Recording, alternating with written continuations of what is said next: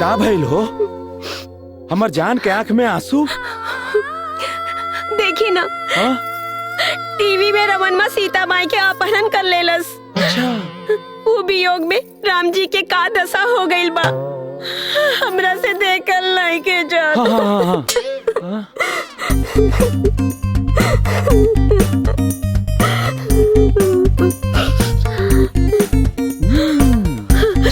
अब ई टीविया के ई मजाल कि हमार मेहरारू के आंख में आंसू दे देलस।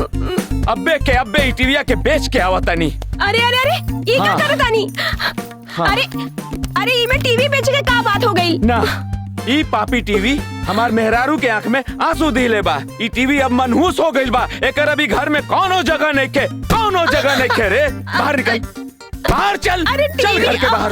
ना ना ना ना ना, ई मनहूस टीवी के घर से बाहर गइला बहुत जरूरी हो गइल बा। बाहर चल, बाहर चल। अरे रवा सुनी ना, हाई सेकंड हैंड टीवी बेच के अपना डार्लिंग खातिर फर्स्ट हैंड गिफ्ट खरीदल जाई। हनु